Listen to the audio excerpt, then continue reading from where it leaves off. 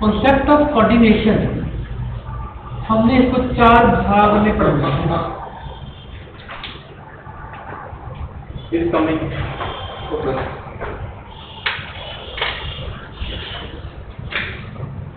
पहला पार्ट पढ़ना है इसके अंदर बेटा हमने मीनिंग।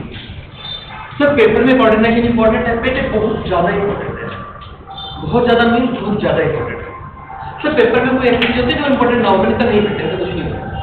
पेपर में हर चीज बहुत ज्यादा इंपॉर्टेंट होती है। पेपर में जब जो चीज पढ़ के जाओगे वही पेपर में आएगी, तो it implies everything is important. सीधी सी बात। अगला पार्ट इसके अंदर आप देखेंगे बेटा, coordination is an essence of management। Star question मेरे को पेपर में आया। अगला टॉपिक आप सीखेंगे नेचर ऑफ कोऑर्डिनेशन।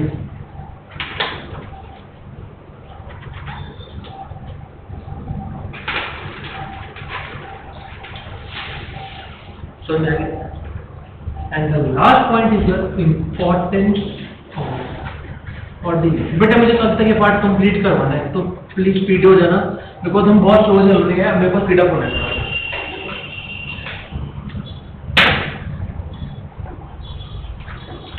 दिल तो बच्चा है नहीं।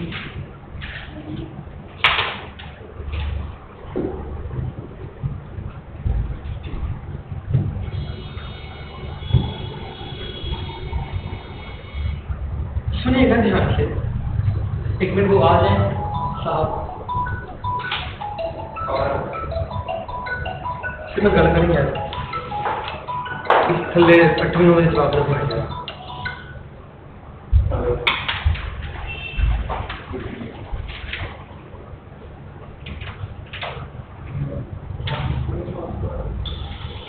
वेट करने के बाद फिर मैं दोबारा बोलना।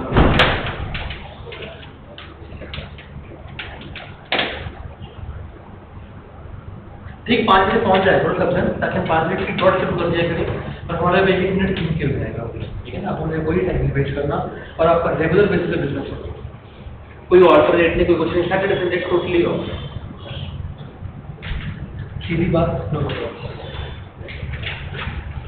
ठीक है, आप कोई आप मिली भी टेस्ट पे नहीं आए, दर्शन भी टेस्ट पे नहीं आई, अभी डीए टेस्ट कर रहा है, दोनों नहीं है आपने, नेहा नहीं आई, दोनों गीतांशु नहीं आया दोनों, और अब ऐसा नहीं।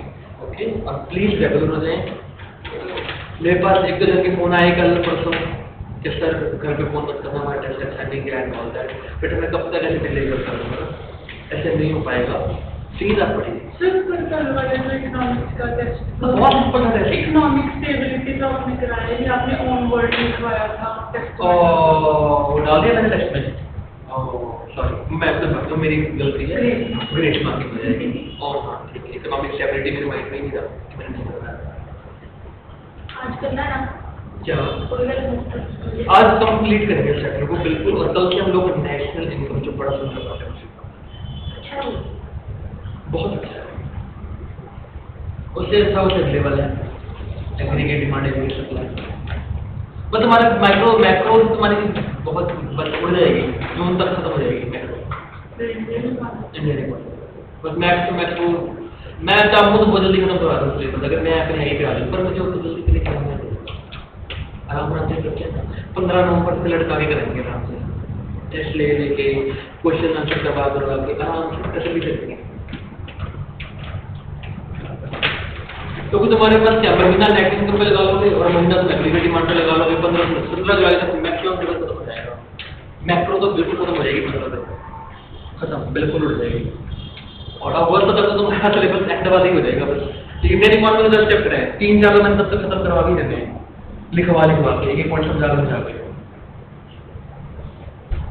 सिलेबस तो कुछ नहीं है, करने वाले हो। इतना एक फंक्शन ऑफ मैनेजमेंट बताने हैं देखना आपके सबसे कौन सी होंगी इधर है कि एस्टेब्लिशिंग अथॉरिटी रिस्पांसिबिलिटी ऑर्गेनाइजिंग। क्यों अरे अथॉरिटी रिस्पांसिबिलिटी कहाँ पे करते हो तुम लोग? हु विल रिपोर्ट टू, कहाँ पे करते हो? कौन किसको रिपोर्ट करेगा? मैम जैसे इधर दिया हुआ है ना कि सुपीरियर और कोऑर्डिनेट्स, ये तो स्टाफिंग में नहीं आएंगे। सुपीरियर पूरी लाइन पढ़ जाएगी।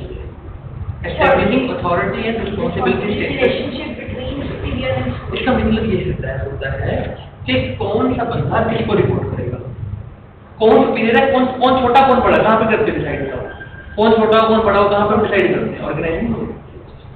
हालांकि अथॉरिटी रिस्पांसिबिलिटी मैंने बड़ा को क्लियर अभी नहीं करवाए हैं, ये चैप्टर में करवाऊंगा तो बहुत अच्छे से समझ में आएगा, अगर अभी करवाऊंगा समझ में नहीं आएगा, इसलिए मैंने नहीं करवाए। हालांकि ये वर्ड्स बहुत इंपॉर्टेंट है, इवन आपके नेक्स्ट चैप्टर में कवर कर दूंगा मैं ये वाले वर्ड्स को। आपका सेकंड प्रिंसिपल है principle of authority and responsibility, उसमें अच्छे से क्लियर करवा दूंगा आपको क्या चाहिए। बाकी तो होगी। सिंपल है बिल्कुल बिल्कुल। होगी बुक पूरी? ये बुक तो होगी। बाकी जो दिखाई देंगे फिर वो भी करती है ये एक होगी, वो भी सिंपल है। वो तो होगी। आप लोग भी कर रहे हो असाइनमेंट, ठीक है ना? कोऑर्डिनेशन के भी बहुत है ना बीच में। कोऑर्डिनेशन बहुत इंपॉर्टेंट भी है। कोऑर्डिनेशन एक वो एक्शन है जिसके तो बहुत ही ज्यादा है। यार बस मैं तुमको इतनी बात रोज कहता हूँ, जो मैं क्लास में करवा रहा हूँ ढंग से करते रहो। 80 में से 80 नारायण नाम बदल देना बस, और हर सब्जेक्ट में तीनों में ही कहानी है। तुमको मेरे से बाहर कुछ नजर नहीं आएगा, बस तुम्हें मैं कह रहा हूँ जो हमने क्लास में कवर कर लिया बस बहुत ज्यादा ही कर लिया, इससे बाहर कुछ नहीं आएगा। और मैं आगे करवाऊंगा तो ज्यादा बहुत लेट हो गया।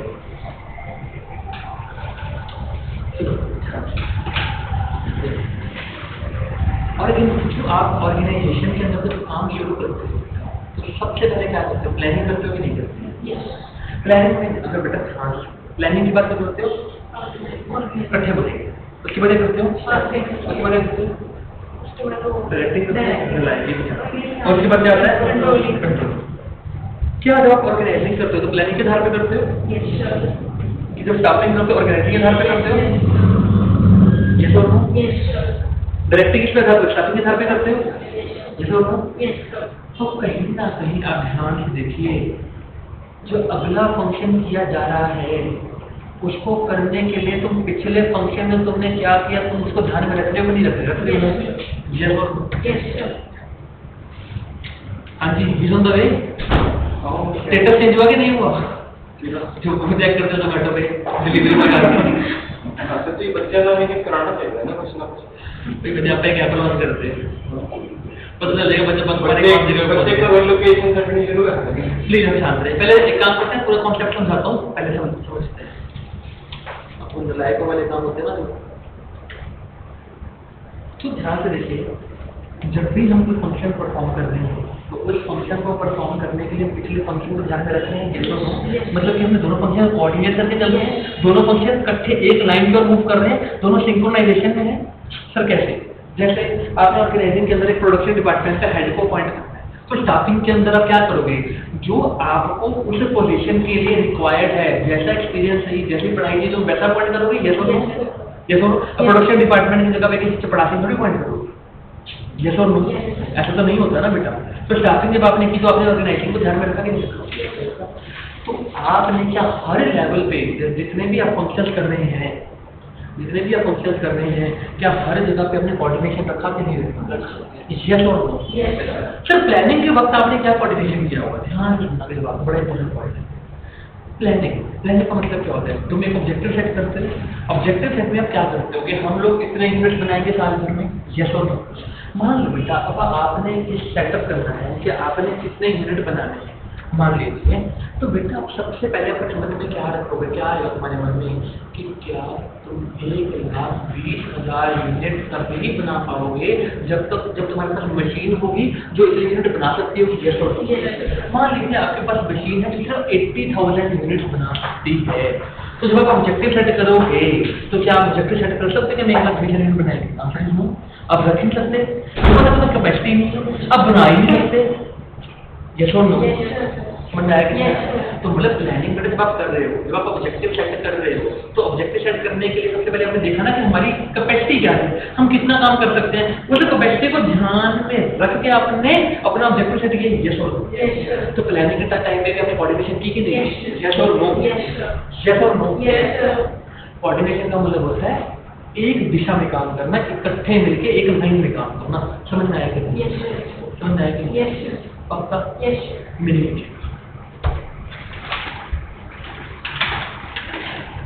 कैसे उलझी नजर तुमसे हटती नहीं।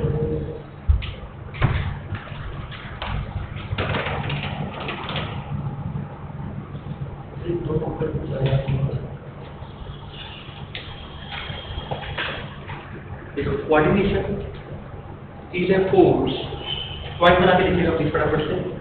Coordination is a force that binds all the functions of the management. That binds all the functions of the management.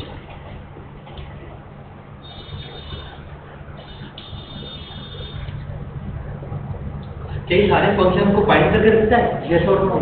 समझ में आया ना? लाइन समझ जाइए वाली कैसे लिखी है। अच्छा एक और बात बताओ, समझे नहीं कर रहे थे। प्रोडक्शन डिपार्टमेंट क्या बनाता है? जो सेल डिपार्टमेंट को चाहिए, Yes, yes.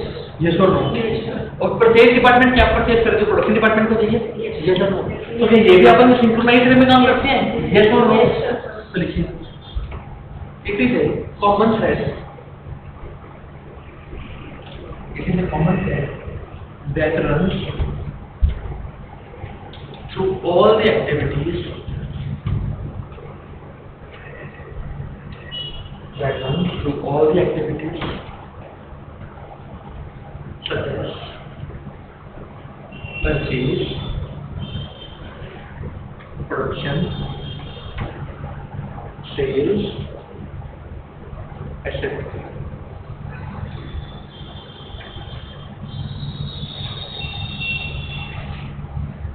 समझ में आएगा? बी पॉइंट इसके अंदर मीनिंग के अंदर ही बी पॉइंट एक लाइन है, बड़ी फेमस लाइन है, बड़ी इंपॉर्टेंट लाइन भी है। आपने गुलदस्ता देखा है? देखे कि नहीं देखा?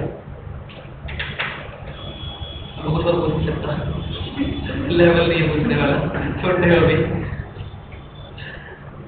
आगे जाके कभी किसी को फूलों गुलदस्ता दो जिंदगी में, मैं तरह तरह के फूल लगवाऊंगा, ये बोला वो बोला फलाना टिमकड़ा, ये सब नो। वो सारे फूल के एक एक हाथ से उठा के चले जाते हो? नहीं ना, मुझे टाई करते हो, यस और नो? अब ध्यान से उसके देखना, क्या जितने भी फ्लावर्स है ये फंक्शन ऑफ मैनेजमेंट है? यस। जो इनको टाई करते हैं वो क्या बन गया? कोऑर्डिनेशन। क्या बन गया वो? कोऑर्डिनेशन। समझ में आया कि नहीं आया कि नहीं आया? तो लिखिए, बड़ा सुंदर पॉइंट है। ऑल द फंक्शंस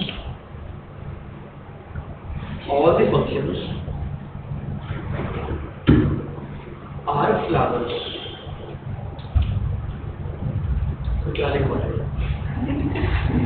बेटे? बहुत इंपॉर्टेंट लाइन है ये, पेपर में आती होती है। And coordination is a thread, and coordination is a thread that ties these flowers to form the, क्या बन जाएगा गुलदस्ता? क्या बोलते हैं? गार्लैंड। देखो garland, to form the garland of the organization. समझ में आया कि नहीं आया बेटे? Yes or no?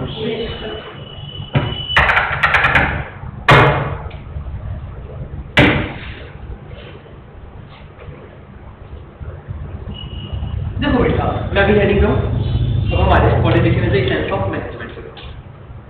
अब मुझे अच्छा लग रहा है, आपको पता नहीं क्यों, तो हमें भी अच्छा लग रहा है। सब स्मार्ट लग रहे हो आज, ऐसा हो रहा है क्या? आई डोंट थिंक ये है।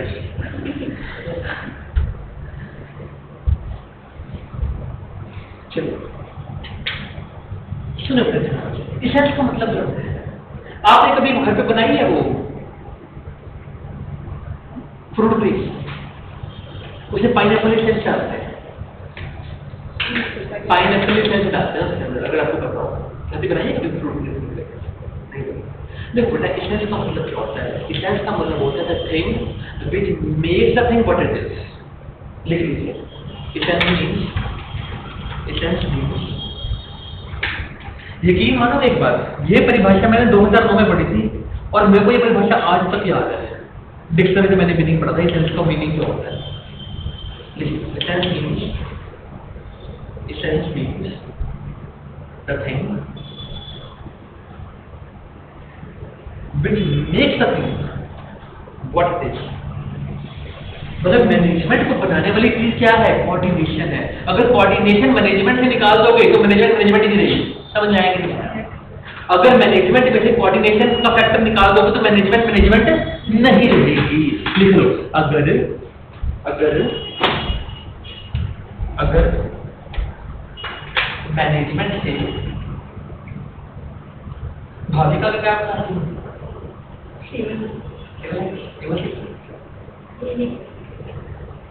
माता को समझ नहीं आता, इतना समझाया और ज्ञान बांटा भाई, कुछ राम बोले तो और लगे हमें समझ नहीं आता क्या ऐसा भूल चढ़ सवार है क्योंकि डालना तो सिर में नहीं पड़ा है। चलो क्या अगर मैनेजमेंट कोऑर्डिनेशन निकाल दिया जाए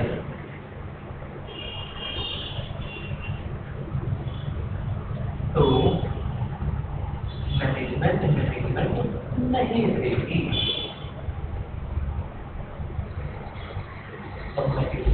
मैनेजमेंट नहीं रहेगी।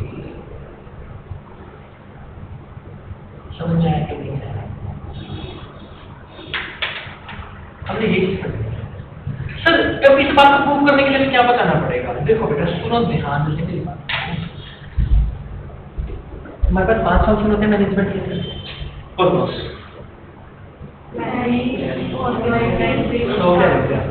कुछ ही बोलो, चलो कुछ ही बोलो। Planning, organising, staffing, directing, controlling. Paper में कुछ बोला आए ना, ये तो 5 याद रहेगी। ये तो जब भी प्लानिंग की जाएगी तो सबसे पहले आप अपनी मैक्सिमम कैपेसिटी को ध्यान में रखना। ऑर्गेनाइजिंग की प्लानिंग को ध्यान में रखना। स्टाफिंग की कैपेसिटी को ध्यान में रखना। अगर ध्यान में नहीं रखोगे तो क्या कभी बोला चीज कर पाओगे? अगर कर भी लिया तो इफेक्टिवली एंड एफिशिएंटली नहीं हो पाएगा।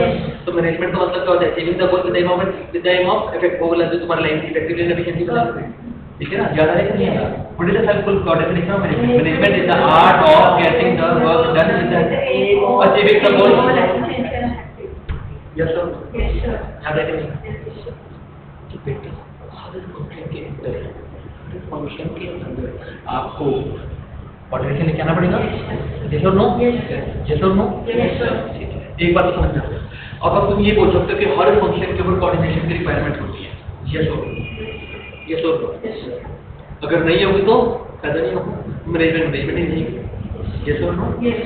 अगला सुनते हो, पहले हम लोग बात निकालो। क्या coordination top level of management करेगा? क्या coordination mid level of management करेगा? क्या coordination lower level of management करेगा? क्या ये तीनों ही करेंगे? तीनों ही करेंगे। Very good answer.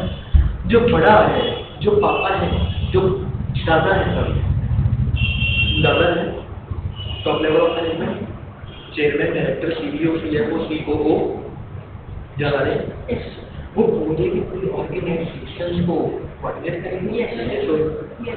वो यही कहेंगे कि सारी के सारी ऑर्गेनाइजेशन में जितने भी डिपार्टमेंट्स हैं और जितने भी इफेक्टिव से काम कर रहे हैं उन सबकी एक दिशा ऑब्जेक्टिव गोल की ऑब्जेक्टिव की तरफ होनी चाहिए। यस और समझ आएगा? जो मिडिल लेवल ऑफ मैनेजमेंट है वो क्या करेंगे? अपनी गतिविधियां, अपनी एक्टिविटीज को, जैसे प्रोडक्शन डिपार्टमेंट है, वो अपनी एक्टिविटीज को किससे सिंक्रोनाइजेशन में ले जाएगा? सेल्स डिपार्टमेंट के सिंक्रोनाइजेशन में ले जाएगा। और तुम्हारा परचेज डिपार्टमेंट है वो प्रोडक्शन डिपार्टमेंट के सिंक्रोनाइजेशन में ले जाएगा।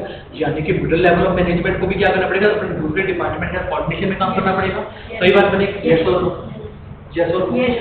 अब मिडिल लेवल के अंदर मान लो, मिडिल लेवल की जैसे कोई प्रोडक्शन डिपार्टमेंट है, मान लो अब प्रोडक्शन डिपार्टमेंट है, उसके अंदर मान लो भैया कर लग रहे हैं, जैसे ये काम कर रहे होंगे, वो लोअर लेवल के अंदर काम कर रहे होते हैं भैया। अब लोअर लेवल ऑफ मैनेजमेंट का क्या फर्क होता है? ध्यान रखना कि जो सा बंदा, जैसे मान लो हम डेस्क बना रहे हैं, एक बंदे ने क्या किया, इसका ढांचा तैयार कर दिया। अगला बंदा क्या करेगा, इसके ऊपर ये पेस्टिंग करेगा, एक बंदा कटिंग करेगा। Yes or no. अब एक बंदा है तो फटाफट से ये बना दिया, मान लो ये बना कर रखे जा रहा है, और दूसरा बंदा डुला है, वो लगाने में बड़ी देर लगाई जा रहा है, काम लेट होता चला जाएगा। यस और नो होगा कि नहीं होगा? तो उन दोनों की एक्टिविटी से क्या करना, कोऑर्डिनेट करना, ताकि जब ये कंप्लीट करे फटाफट वो भी लगा रहे, ताकि दोनों की स्पीड मैच कर जाए। Yes or no? तो कोऑर्डिनेशन उस लेवल पे भी चाहिए। Yes or no? तो पहले तो कोऑर्डिनेशन हर फंक्शन पे चाहिए, फिर कोऑर्डिनेशन हर लेवल पे चाहिए, और आखिरी में इसका इंपॉर्टेंट वाला पॉइंट है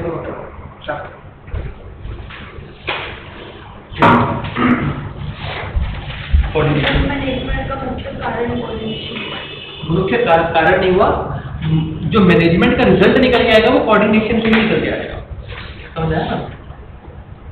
या मैनेजमेंट का ही सिर्फ किसने कोऑर्डिनेशन के लिए करेगा। इसका मुख्य उद्देश्य क्या होगा, इफेक्टिव एंड एफिशिएंटली गोल को पूरा करना। मैनेजमेंट होगा तभी कोऑर्डिनेशन होगा। यस यस, बिल्कुल करेक्ट आंसर बोला, ठीक है ना? और कोऑर्डिनेशन होगा तभी मैनेजमेंट होगा, तभी तो बोलवाए कोऑर्डिनेशन का मतलब ही तो यही है। समझ में आएगा क्या? लिखिएगा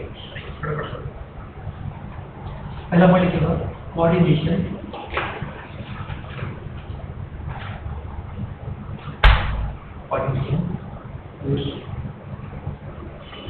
between heading है, sense of management is पहली heading है यहाँ पे। Coordination is needed to perform all the functions of management. इसके अंदर फर्स्ट हेडिंग है, सेकंड हेडिंग। Yes. इस हफ्ते में आपका चैप्टर खत्म हो जाएगा योगा, बिल्कुल बिल्कुल। और संडे को इसका भी टेस्ट होगा, ध्यान दें। और नेक्स्ट मंडे से हम लोग सेकेंड चैप्टर शुरू कर देंगे, प्रिंसिपल ऑफ मैनेजमेंट, और टारगेट करके चलेंगे कि मई एंड तक हम लोग प्रिंसिपल भी खत्म कर दें, बिजनेस एनवायरनमेंट भी खत्म कर दें, शॉर्ट चैप्टर। और मई तक तुम्हारा चौथा और पांचवा खत्म करते हैं, और जून में 6वां और 7वां, फिर 8वां 9वां जुलाई में, अगस्त में 10वां 11वां, तो एंड हो जाएगा। समझ आ रहा है बेटा? पढ़ते रहो, सिलेबस बहुत आराम से हो जाएगा। Coordination is needed to perform all the functions of management.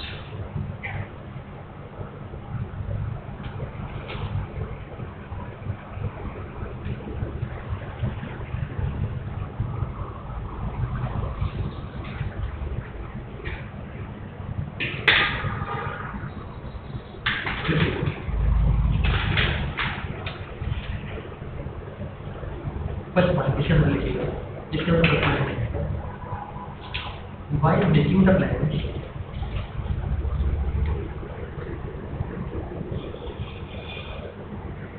production department keeps in mind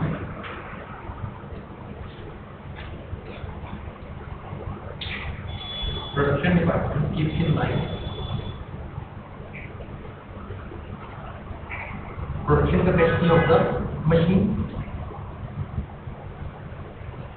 भाभी आ गई, हमारी भाभी आ गई, क्या गाना है?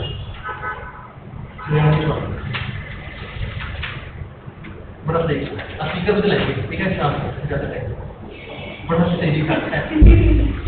मैं मैरिज से गया था, अभी इतना सुपर फंक्शन था, सुपर से भी महा ऊपर वाला फंक्शन था उसका। इवन जो सॉफ्ट ड्रिंक होता है जो हमें ग्लासेस में मिलता है, उन्होंने उसके भी कैन रखे हुए थे, कैन को ठक करके दियो आराम से। फिर तो मतलब वहाँ पे गाना बड़ा चल रहा था, तो मेरे दिमाग में बैठ ही गया जाके। लिखेगा by making the plan, production department keeps in mind the production capacity of the machine limited, hence production capacity of the machine. Hence we can say that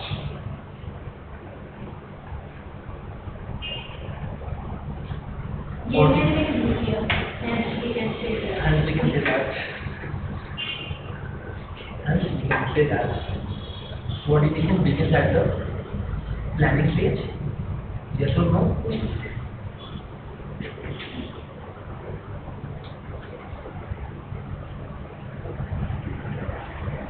Begins at the planning stage.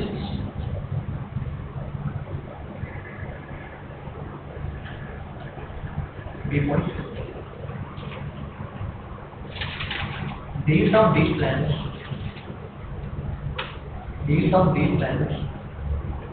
organization structure is developed. Yes or no? Yes. Based on these plans, organizing Structure is developed.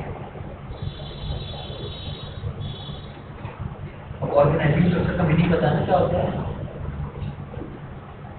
पिताजी याद है ना बेटे? ठीक है। On the basis of organization structure,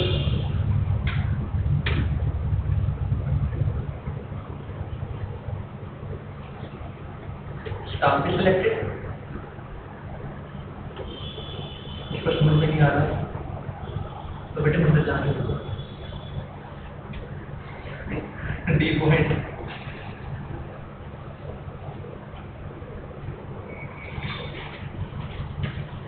Directions are given to the staff. Directions are तो second point बेटे D point. Directions are given to the staff so that plans are accomplished effectively and efficiently.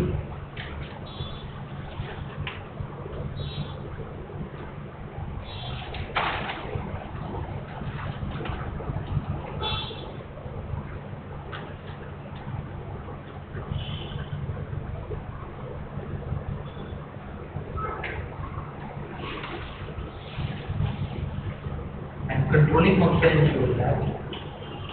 controlling function ensures that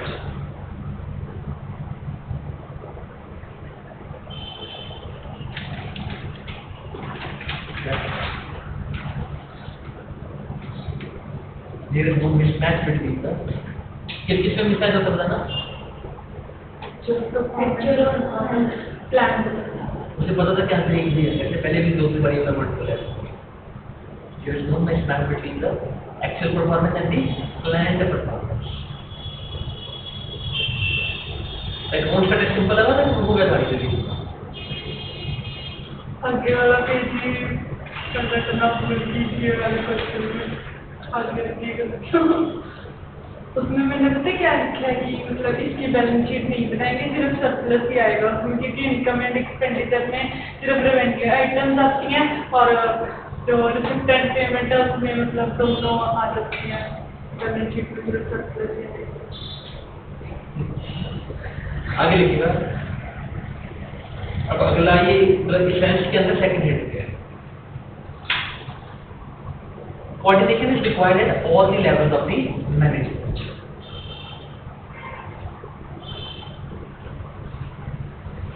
Coordination is required at the all the levels of management.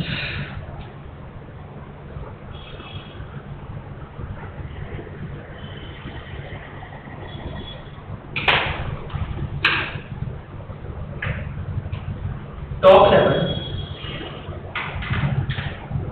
लिखिएगा, start करते हैं इसका description start करते हैं। Top level integrate the activities of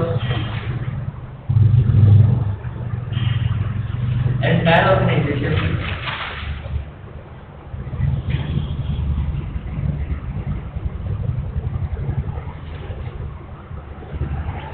top level integrate the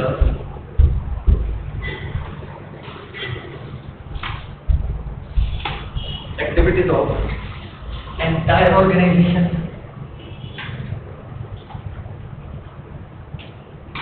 so that all are working for the achievement of the organizational goal.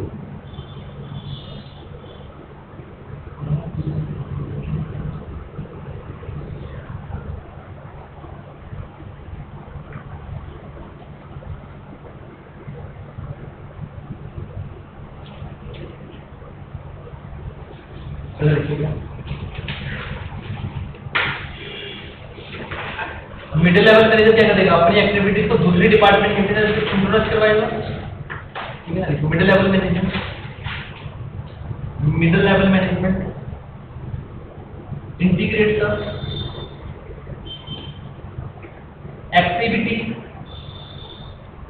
activities of their department with the activities of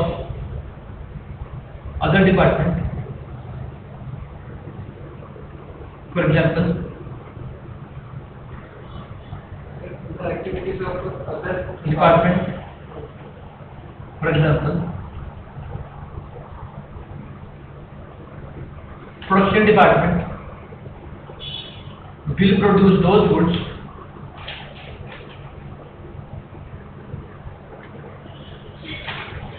which is specified by, क्या बोलेंगे, specified by sales department. समझ गया कि नहीं? Design समझ में आ रहा ना, पक्का आ रहा है ना? चलो है, अपने को पक्का कर ले, सब जन पक्का कर लो, ठीक है? लोअर लेवल मैनेजमेंट वो किस चीज की वो कौन सी एक्टिविटी को डील करते हैं, जो वर्कर्स के अंदर काम कर रहे हैं उनकी एक्टिविटी को कोऑर्डिनेट करेगा।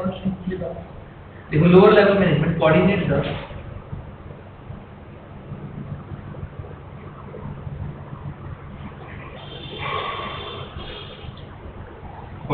activities of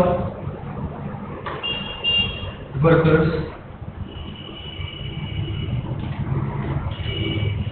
toward the achievement of the organization goal effectively and efficiently. हर जगह ये पूरा का पूरा आगे पढ़ के देखना, तुम्हें जितनी जगह पे इंपॉर्टेंस है ना फंक्शन में, हर जगह ये बकवास मारा होगा, achievement of the goal effectively and efficiently. Her function में ये बात लिखते हो, फिर आएगा ऑप्टिमम यूटिलाइजेशन, फिर आएगा रेशियल यूटिलाइजेशन, स्पेशलाइजेशन।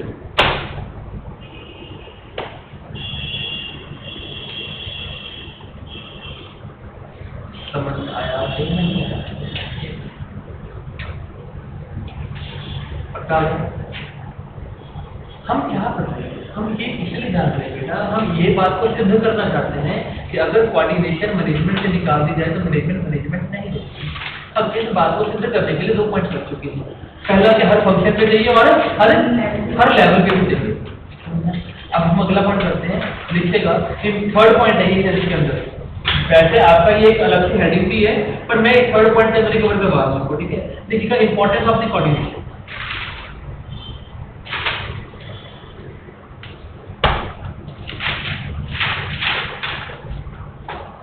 तो आ गई रे, छा गई रे,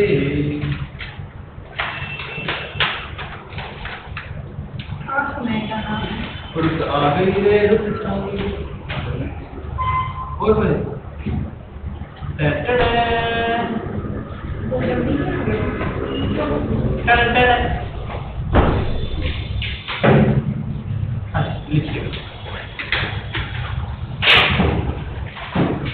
देखो बेटा, आपको पता है कि ऑर्गेनाइजेशन के अंदर भिन्न भिन्न लोग काम कर रहे होते हैं, तरह तरह के जीव काम कर रहे होते हैं, नमूने काम कर रहे होते हैं। हर किसी का अपना स्टाइल है, हर कोई हीरो बनता है स्टाइल में रहने का। बेटा अगर हर बंदा अपना अपना स्टाइल मारने लग जाए, हर बंदा अपने अपने तरीके से काम करने लग जाए, तो क्या कभी ऑर्गेनाइजेशन को पूरा होगा? कोई पूरा नहीं होगा। तो हर पर्सन की जो एक्टिविटीज हैं उनको एक सिंक्रोनाइज्ड मैनर में लेके आना पड़ेगा कि नहीं लेके आना पड़ेगा। मान लो अब ऑर्गेनाइजेशन अगर ग्रो कर जाए, पहले एक दुकान से 10 दुकानें हो गई हैं, तो उससे कोऑर्डिनेशन की और भी ज्यादा जरूरत पड़ेगी। या जो बिकॉज और बंदे अपॉइंट करोगे तो हर बंदे का अपना स्टाइल होगा, हर बंदे का अपना स्टाइल होगा, उतनी ज्यादा रिक्वायरमेंट किसी की पड़ी, कोऑर्डिनेशन की पड़ेगी। जैसे समझ में आया कि नहीं आया? तो लिखिएगा पहला कोऑर्डिनेशन में साइज ऑफ द ऑर्गेनाइजेशन। आगे क्या है?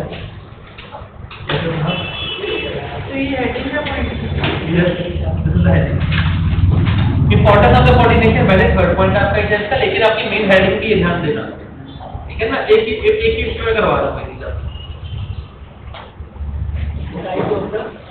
Size of the organisation.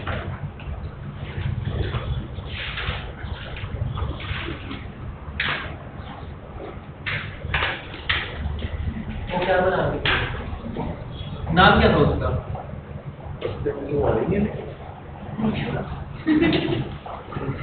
भाई को पता चल गया ना नाम, लेकिन पता नहीं चल रहा वो लोग का जो मेमोरी कौन दिया वो। अपने करते रहना मुझे के बारे में लिखिएगा। As organisation grows, as the organization grows, बेटा ग्रोथ ये कौन से वाला हो रहा है? GROSS, नलायको GROSS डालो, नलायक। as the organization grows, comma, number of persons working in the organization also increases। दरवाजा बंद कर देंगे। Number of the workers working in the organization also increases, and each worker has different style of performing a job।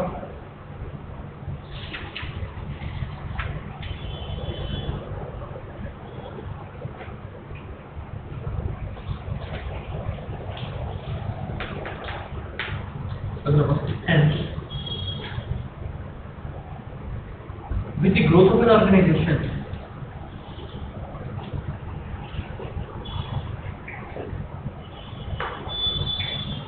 अगर हम उसमें wait कर रहे थे तो वेट करते रह जाते,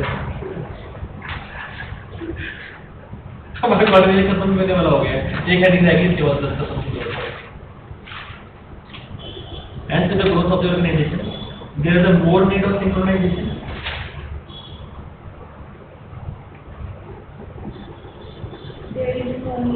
Of synchronization, so that organizational goal is achieved effectively and efficiently। Sir हर जगह यही लाइन, हाँ बेटे हाँ, समझ आया कि नहीं आया भाइयों?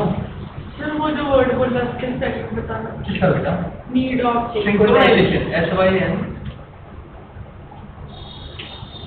CHRO NIS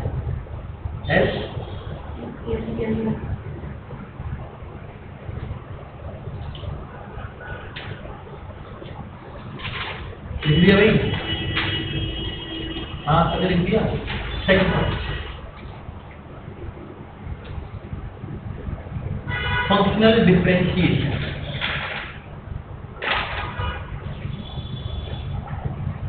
फंक्शनल डिफरेंशिएशन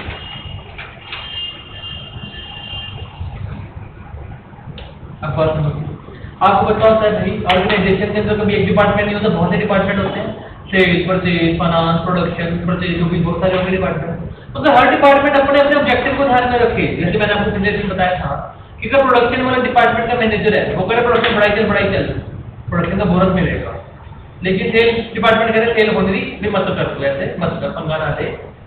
अगर वो अपना ही बेनिफिट सोचता रहेगा प्रोडक्शन डिपार्टमेंट वाला, तो क्या ऑर्गेनाइजेशन भला होगा तो बुरा हो जाएगा, तो बुरा है। इसलिए डिपार्टमेंट में क्या करना चाहिए? सिंक्रोनाइजेशन में काम करना चाहिए। जैसे फंक्शनल डिफरेंशिएशन का मीनिंग यहाँ पे बेटा ये है, ध्यान रखो पहले।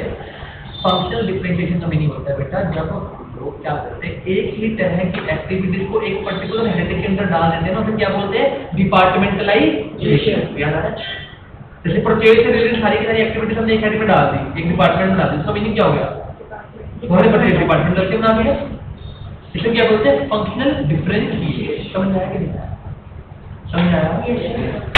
लिखिए।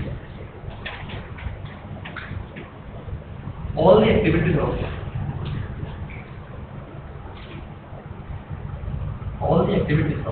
organization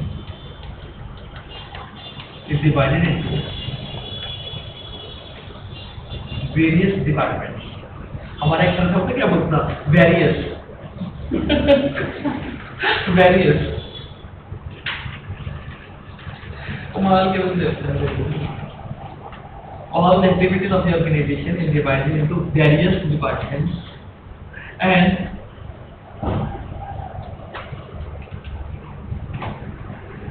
each department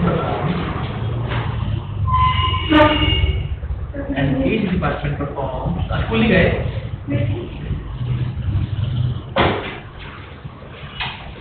each department performs its activities in isolation. Performing inactivities. And perform its activities in isolation. Isolation मतलब क्या होता है? अकेलेपन। लिख दो अकेलापन, अवारापन नहीं, अकेलापन। Okay, really? प्लीज आगे ही बंद करते हैं। समझे? कटे बैठे जाएंगे, आज ही पढ़ते हैं। आ जाओ यार, जी वाले इकट्ठे बैठा करो, भाईचारा बढ़ता है यार।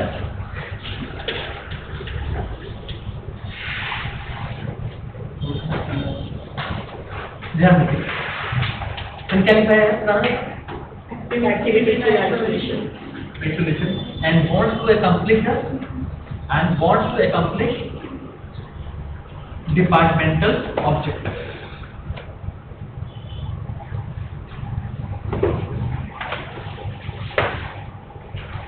हर डिपार्टमेंट अपना अपना काम कर रहा है और हर डिपार्टमेंट ये चाहता है कि मेरा ऑब्जेक्टिव पूरा हो जाए और उसका ऑब्जेक्टिव किस चीज में है कि वो चीज को मैक्सिमम कर दे, प्रोडक्शन को मैक्सिमम कर दे। लेकिन भैया तो प्रोडक्शन मैक्सिमम कर रहा है तो सेल भी तो ज्यादा होनी चाहिए। अगर सेल ज्यादा है तो प्रोडक्शन भी बढ़ानी चाहिए। Does it need a coordination? Yes or no? लिखिएगा। Second point. हाँ, इसके अंदर ही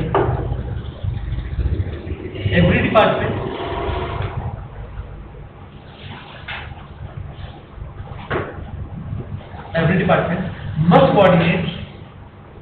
coordinate its working with the other departments so that they can work as a single unit.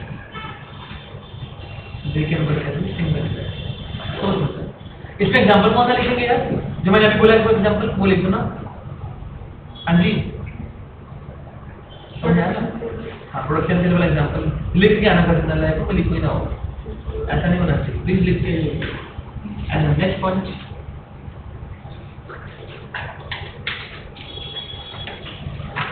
Specialisation.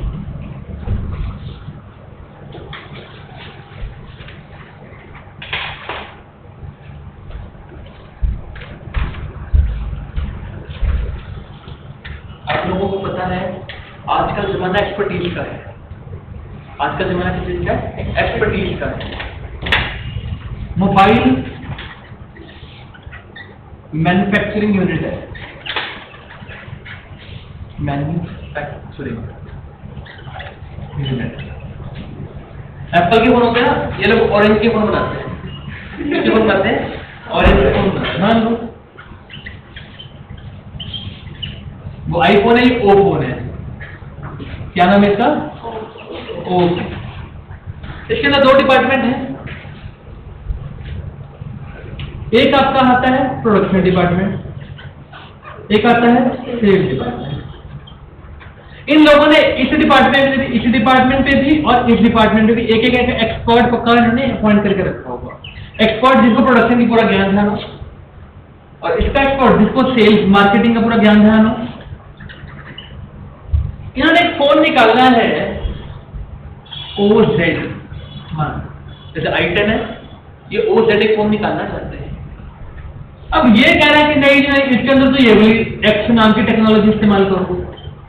ये कह रहे नहीं जी नहीं, इसके अंदर तो Y नाम की टेक्नोलॉजी इस्तेमाल करो। दोनों में झड़प होगी कि नहीं होगी?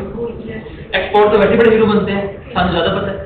सबसे बड़ी लोगों के अंदर सबसे बड़ी बीमारी यही है, हमको ज्यादा पता है, ठीक है ना? तो सबसे बड़ा वो एक chaos और कंफ्यूजन का कारण बनेगा इस ऑर्गेनाइजेशन के अंदर। तो किस चीज के कारण आपको इस चीज की रिक्वायरमेंट है? कोऑर्डिनेशन। तो जैसे जैसे ऑर्गेनाइजेशन आज की डेट में क्या बढ़ रही है, तो स्पेशलाइजेशन की नीड बढ़ती चली जा रही है। स्पेशलाइजेशन अगर करेंगे तो एक्सपर्ट अपॉइंट करेंगे और एक्सपर्ट अपनी हॉबी पक्का मारेगा ही मारेगा। हर एक्सपर्ट की अपनी हॉबी है। अब अगर हर बंदा अपनी अपनी हॉबी मारेगा तो काम कभी नहीं बन पाएगा। तो ये चीज के अंदर बता दें, प्लीज लिखिएगा।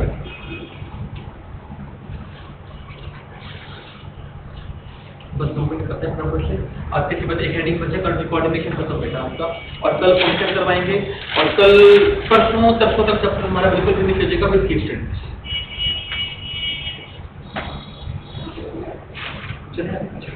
देखिएगा फटाफट। In large and modern organisation, in large and अपने तो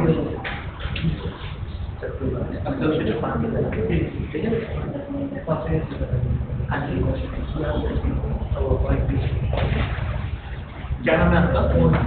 मोहित। मेरा भी फ्रेंड था डीएवी में, मोहित गोयल। मेरे पास अर्बन एस्टेट में रहता है।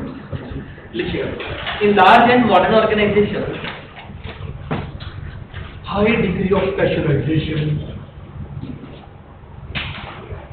High degree of specialisation.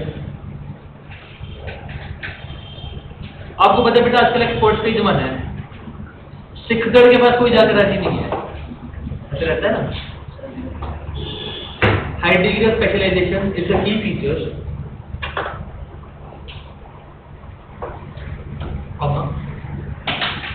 due to this, firm appoints experts. Firms appoint experts. 10.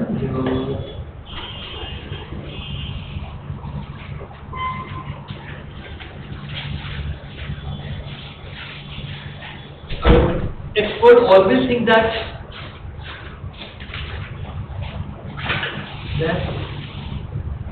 their decision is the best one. सबसे बड़ी लोचा, मुसीबत का कारण, जो हम कर रहे हैं वो सही कर रहे हैं, ऐसा सबसे बड़ा मुसीबत का कारण सही है, best one.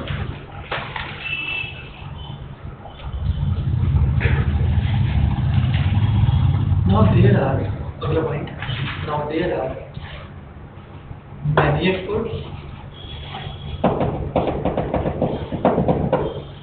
working in the organization. There are many experts working in the organization.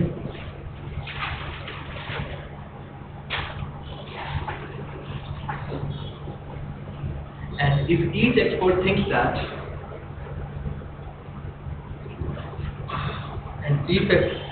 if each expert thinks that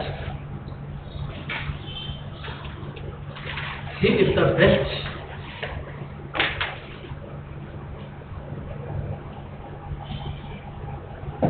then common goal can never be achieved.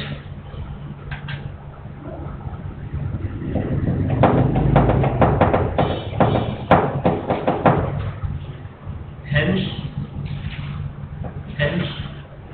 coordination is necessary. Coordination is necessary to bring the activities of experts together. समझ में आया कि नहीं आया?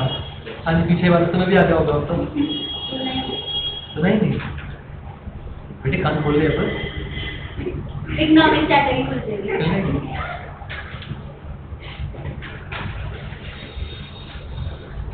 समझ में आया कि नहीं?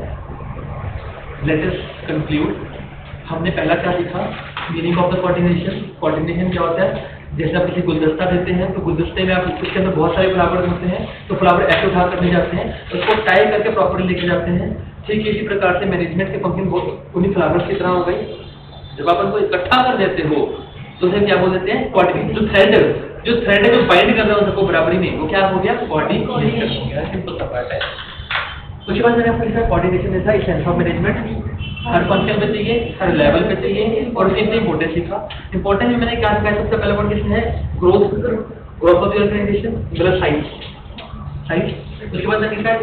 Functional differentiation, and the last point is your specialisation. हो गया है। पहले हम क्या कर रहे थे? जो लोग हैं काम करने वाले, उनकी एक्टिविटीज को एक जगह पे लेके आते, फिर डिपार्टमेंट को एक जगह पे लेके आते, फिर एक्सपर्ट्स को एक जगह पे लेके आते। बंदे, डिपार्टमेंट, एक्सपर्ट। समझ में आया कि नहीं है? ये तो पक्का ना? याद रहेगा। बस लास्ट लाइन रह गया, चल करते हैं। अब 2 मिनट का ब्रेक दो मेरे को।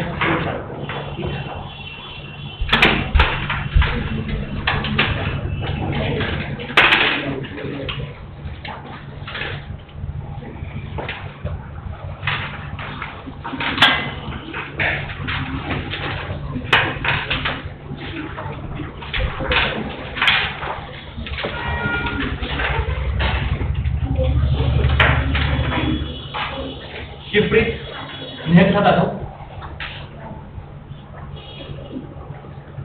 पलक, नेहा के पीछे वाले बेंच पे।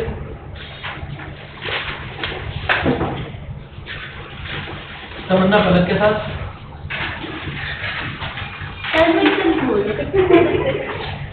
बिल्कुल। और दो तारीख है।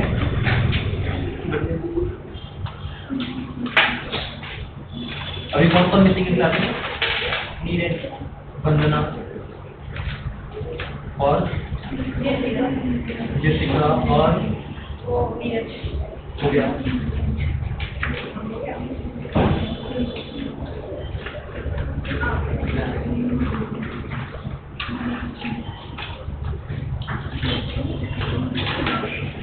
शिवलिंग की मंडली पूरी हो गई?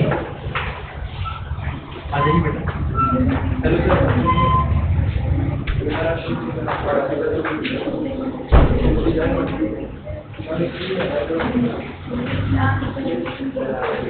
क्लास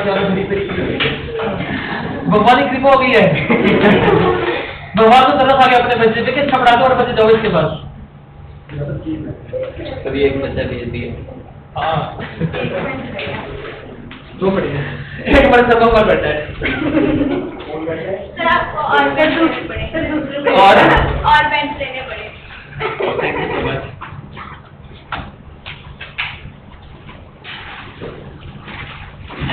आइए,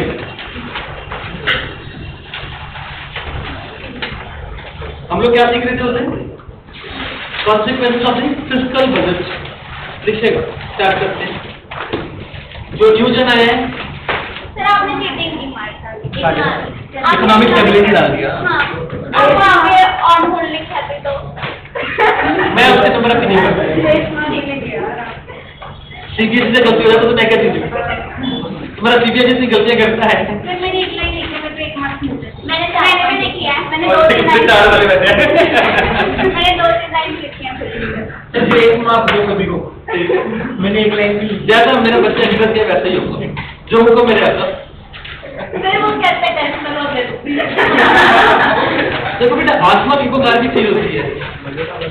प्लीज लिखिएगा, इरोजन ऑफ दी सॉइल, नहीं, इरोजन ऑफ गवर्नमेंट क्रेडिबिलिटी।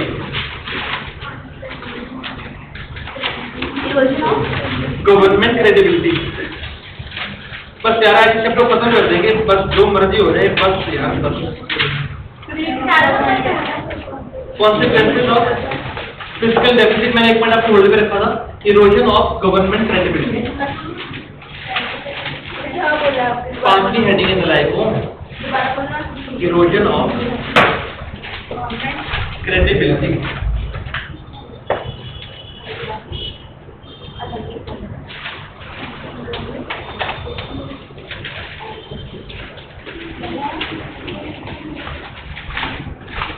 भाभी आवेगी, बेमारी भाभी आवेगी। सुना ना आप लोगों ने हरियाणवी? सिर्फ वो क्वेश्चन था बजटरी डेफिसिट वाला और बोरिंग टू अदर लायबिलिटीज, इसका आंसर क्या था?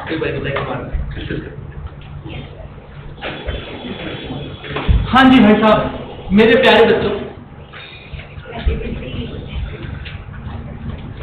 पैसे नहीं मिलते यार मेरे घर में, नाम पॉकेट में।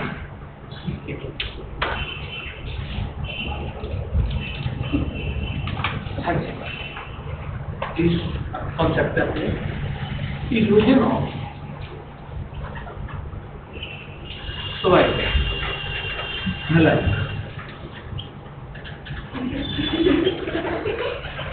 अब समझ आ रहा है।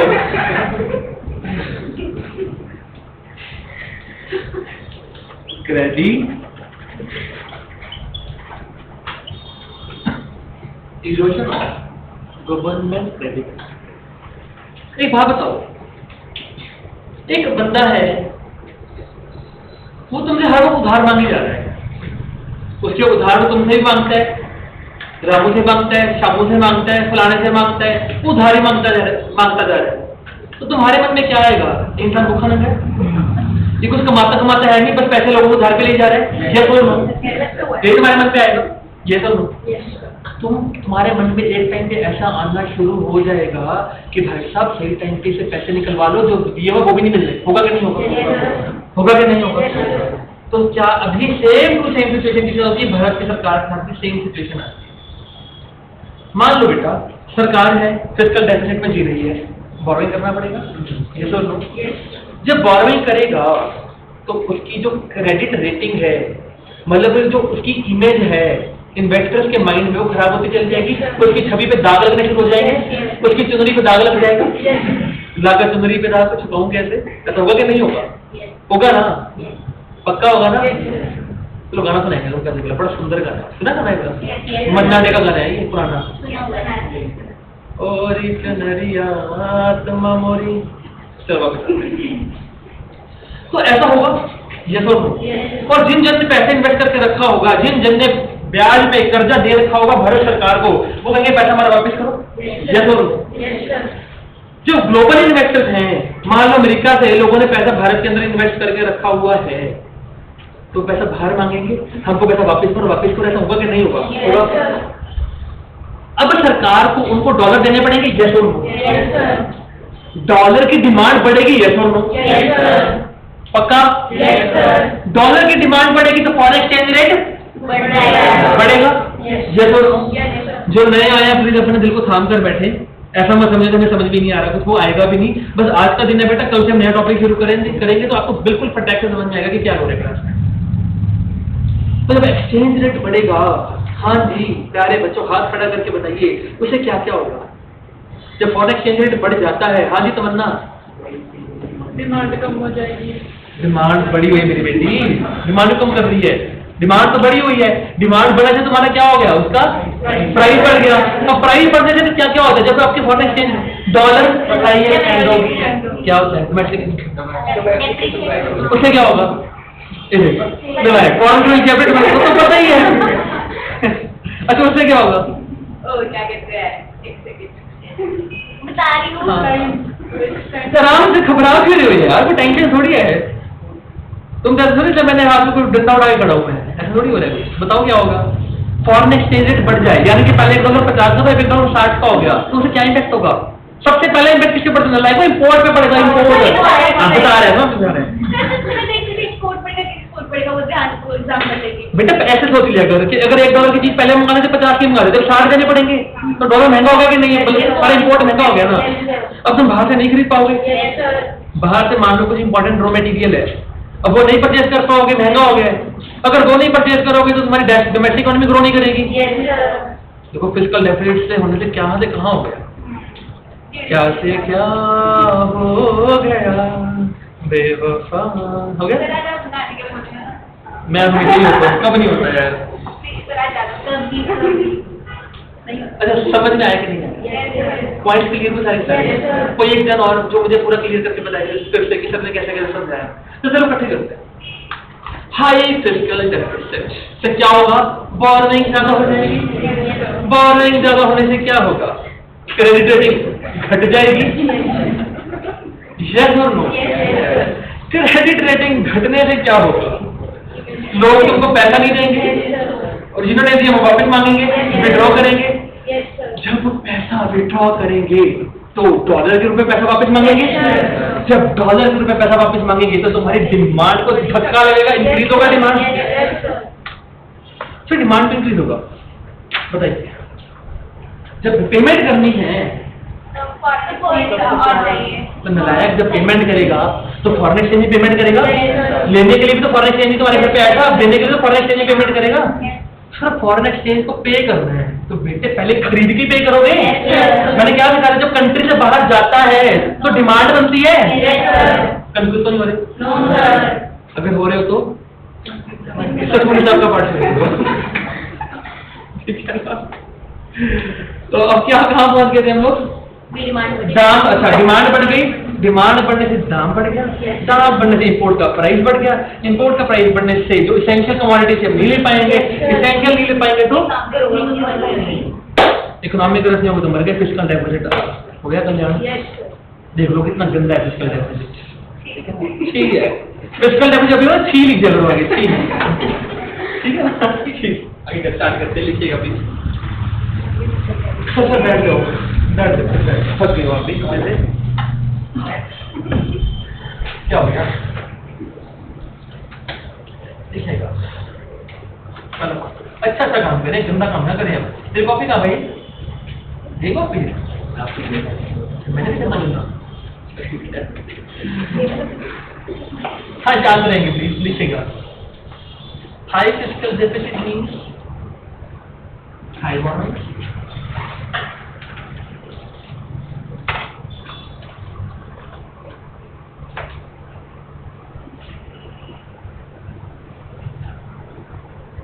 high fiscal deficit means high borrowing. High borrowing, due to high borrowing,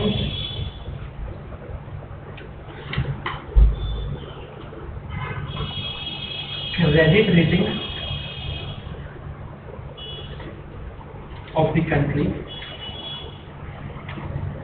credit rating of the country lowered down, credit rating of the country gets lowered down. Second point इसके अंदर ही कंसिडर है बेटे, बहुत इंपॉर्टेंट पॉइंट है physical deficit का। मुझे गट intuition है बेटा, अगर बार-बार बोल रहा हूँ ये पक्का पेपर में आएगा देखो, ठीक है ना। एक तो तुमको मेरे को लग रहा है वो एलोकेशन ऑफ रिसोर्सेज वाला जो पॉइंट है, ऑब्जेक्टिव्स ऑफ बजट, और एक ये वाला पॉइंट फिजिकल डेफिसिट करोगे तो ये क्या-क्या कॉन्सिक्वेंसेस होंगे। तो इसका आंसर ना बहुत ऑब्जेक्टिविटी से लिखना, अच्छे से लिखना, गोभी मत मारना आपने, सेंसिबल मैनर में आपका आंसर होना चाहिए पॉइंट वाइज। दोनों का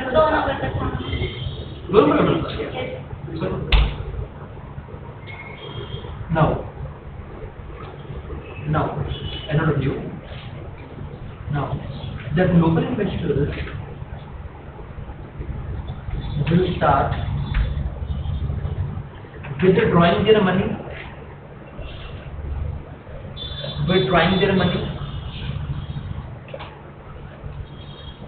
बहुत दिन हो गया आपको, 12 दिन तक क्लासेस होगी बजट के ऊपर ही चलता है ज़्यादा हो गया, इतना सोचा ना था।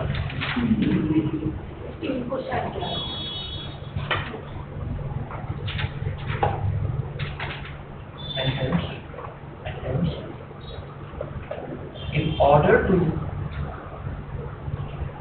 pay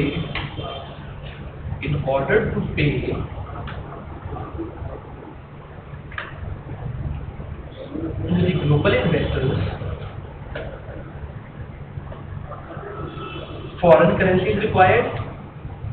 Yes or no?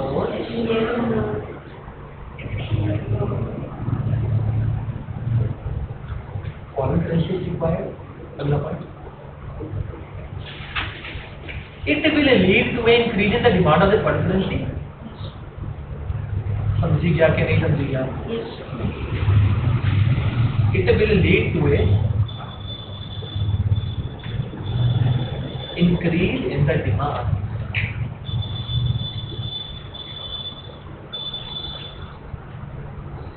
तो मैंने यहाँ पे एक्सटेंशन में लिखा है अदर फैक्टर से क्या होता है, क्या लिखा है तुमने? ये lead to increase in demand of the foreign currency,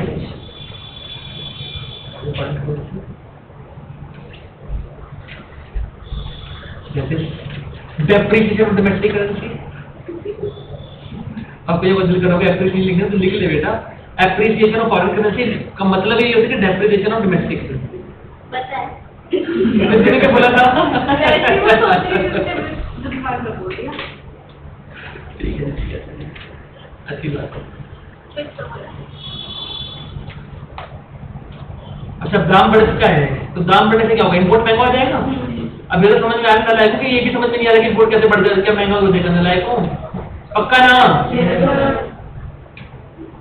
जिसको नहीं आता वो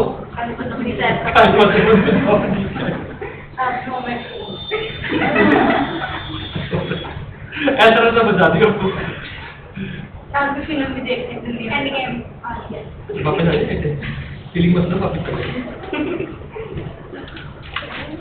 due to such increase in the price, due to such increase in the price, the price of the imports will also increase.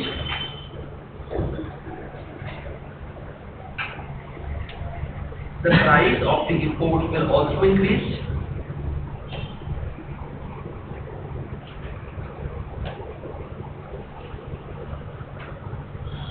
अगला point, now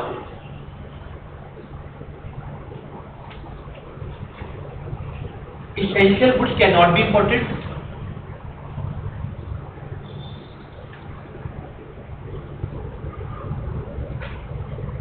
Essential goods cannot be imported, and hence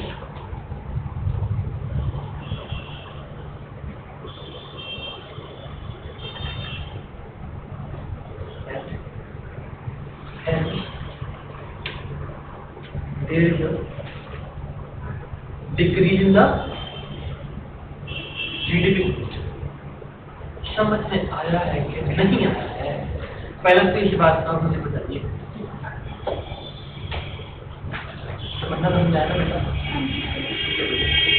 दर्शन मंजूर आइए आइए देखिए। अच्छा, अब आगे लिखते हैं concept of primary deficit. Very very important.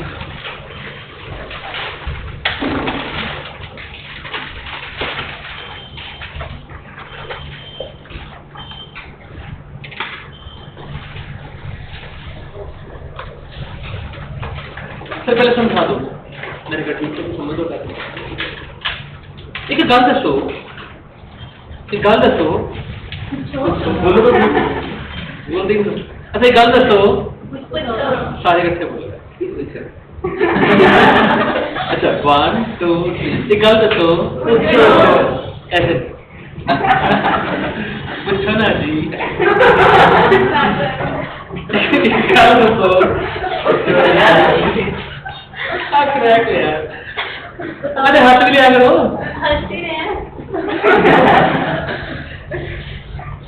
चलो वापस आओ। बेटा बताओ, बेटा सुनो, पढ़ लो। अब मुझे पॉइंट बताता हूँ, फिर बाद में बताता हूँ ना, कोई पॉइंट है। सरकार बोरोइंग्स करती है। सरकार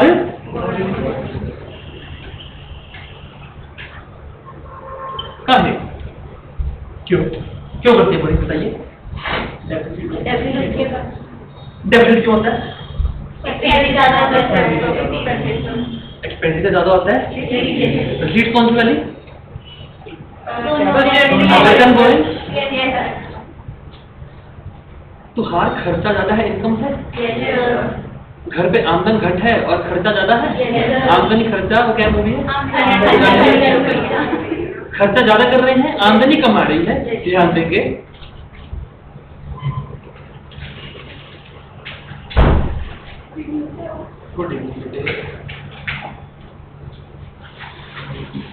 आइए लग गई बेटा, 1 मिनट अपने शुरू करो।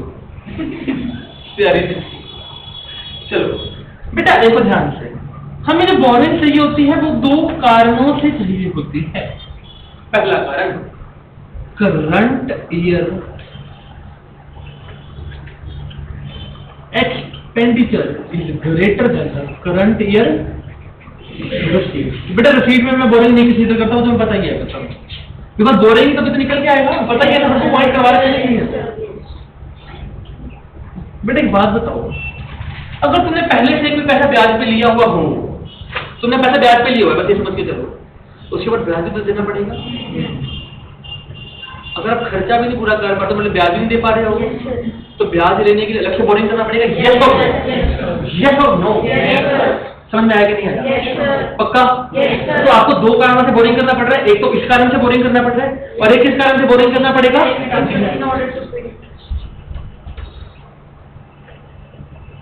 इन ऑर्डर, सुंदर बोल रहा था, कौन बोल रहा था? गीत में चल रहा बोल रहे थे। इन ऑर्डर टू पे interest payment, very good answer, on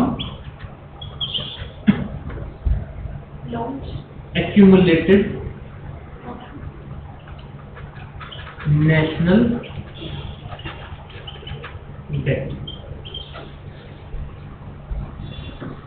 ये बड़ा एक मिनट, एक्यूमुलेटेड नेशनल डेट, कि जो पैसा आपने उधार पर लिया हुआ है, बोरो किया हुआ है पहले से, उसके ऊपर भी तो बेटा ब्याज देना पड़ेगा। जो ब्याज देने के लिए मतलब पैसे नहीं होंगे, अगर तुम उस पैसे को, ब्याज को पे करने के लिए भी तुम और पैसा बोरो कर रहे हो, तो that is what, that is this. समझ में आया कि नहीं आया? तो आपको दो चीजों के लिए आपको क्या चाहिए, बोरोइंग चाहिए। समझ में आया कि नहीं? सर कि ये दोनों के दोनों पार्ट को अगर हम जोड़ दे तो बोरोइंग निकल के आएगा, यस और नो। और बोरोइंग का मतलब क्या होता है, physical deficit, yes or no. तो physical deficit sum total of this, yes or no, yes or no, yes or no. हाँ तू बोले यस, नहीं पीछे बैठो यार प्लीज, समझें प्लीज, आप पार्टिसिपेट करें, मजा तभी आएगा बेटा, अदरवाइज आप पिछड़ जाएंगे पीछे, ठीक है ना? चलिए आगे। तो मुझे कुछ भी बोलते हो, मुझे कोई ना कुछ सीट या कोई डायलॉग कुछ भी याद आ जाता है, दिमाग ही खराब हो चुकी है। मतलब एक नौकरी वाले बाइक भी ऐसी होती है, समझ में नहीं आता, हो गया जाता है। अरे सुनो ध्यान से, अगर मैं, सुनो ध्यान से प्लीज सारे जन, अगर मैं बोरोइंग्स में से इस चीज को लेस कर दूं तो क्या निकल जाएगा, ये निकल जाएगा, yes or no, yes or no. हम क्या बोलते हैं, प्राइमरी डेफिसिट। प्राइमरी डेफिसिट एक वह डेफिसिट है जो कि दर्शा रहा है कि करंट ईयर का expenditure is greater than the current year का रिसीट, सिर्फ इतनी बात करता है। लेकिन फिजिकल डेफिसिट आपको बता रहा है ये भी और ये भी साथ में जोड़ना है, मतलब इंटरेस्ट वो बीच में, जो इंटरेस्ट के लिए आप बोरिंग कर रहे हो वो भी इसे बीच में जोड़कर रखी हुई। समझ में आया कि नहीं? आया कि नहीं? अच्छा एक बात बताओ, देखते हैं हाथ खड़ा करके कौन बताता है। हालांकि मेरे को आज तक मैं ही कहूँगा, मैं देखता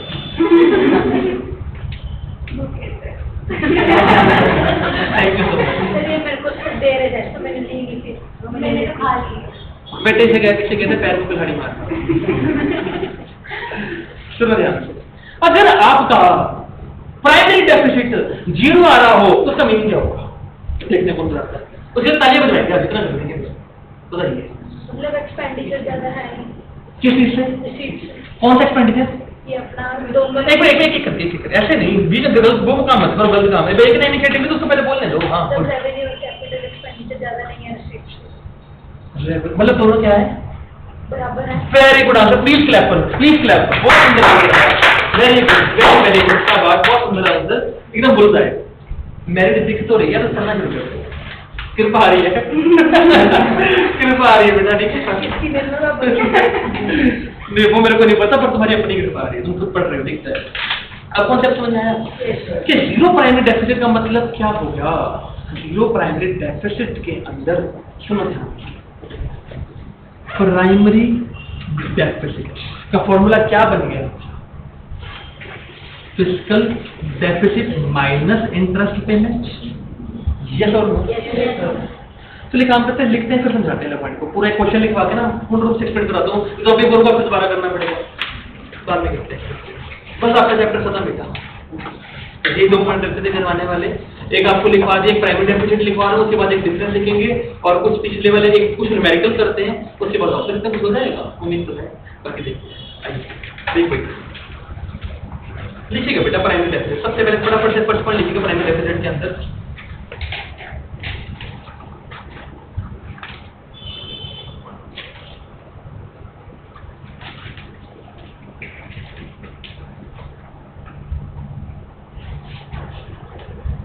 क्या करी दूं?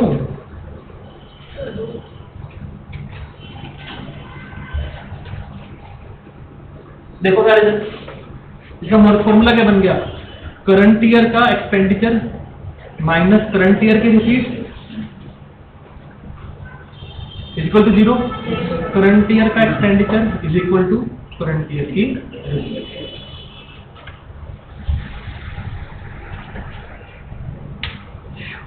अच्छा ये तो क्वेश्चन हो गया। अगर आपका प्राइमरी डेफिसिट 0 आ रहा है, सुनो ध्यान, अगर प्राइमरी, समझ में आया कि नहीं आया पहले बेटा, तो ऊपर तो चला गया, हवाई आंसर तो नहीं हो, बाय रोड ही चलना अभी। अगर आपका प्राइमरी डेफिसिट 0 आ गया है और फिजिकल डेफिसिट 10,000 करोड़ आ रहा है, तो इंटरेस्ट पेमेंट कितनी हुई? समझ आया ना? पेपर में 1 नंबर में ऐसा क्वेश्चन नहीं आता है, बच्चा सबसे पहले दोष पता किस पे लगाता है? सर पे। सारा दोष फैकल्टी का, उसने नहीं करवाया।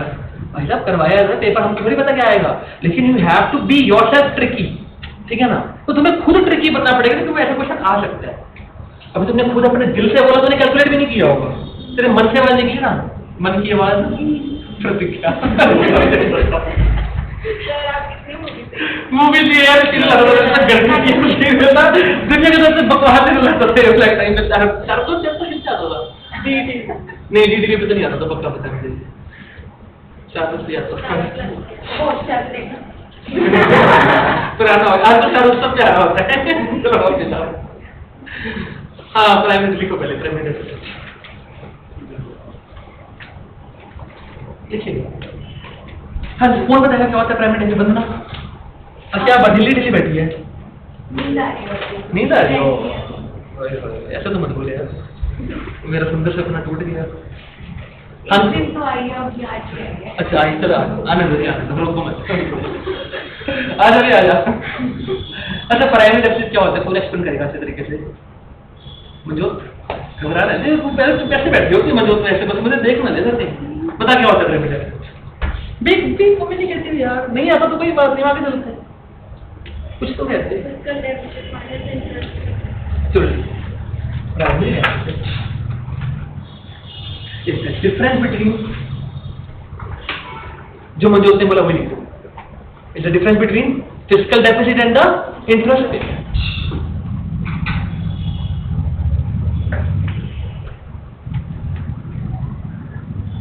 बेटा जब भी आप किसी चीज का आंसर लिखते हैं ना, थोड़ी सी पहले भूमिका बनाया करो। तो भूमिका, ठीक, कैसे भूमिका, ध्यान से सुनिएगा। अब भूमिका को छोड़ मत सोचना भाई, वापस आ जाइए।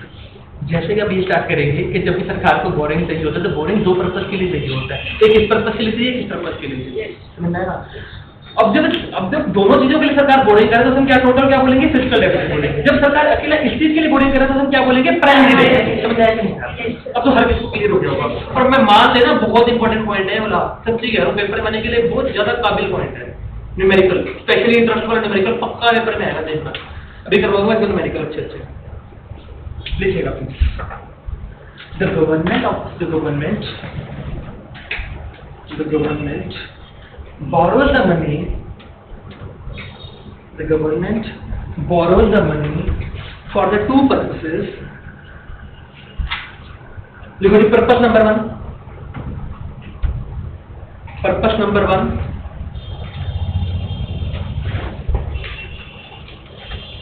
Purpose number one. In order to fund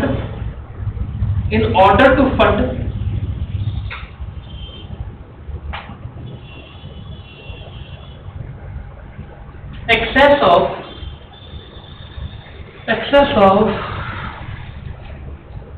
current year expenditures over the current year receipts। समझ में आएगी नहीं? और सेकंड पर्पस क्या होगा? In order to fund the interest payment on the accumulated national debt. Proper लिखना, याद कर ले वर्डिंग भी।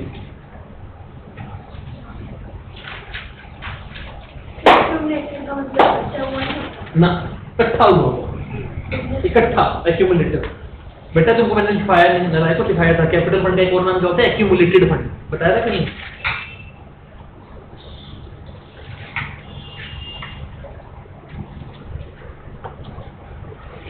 समझा लेना।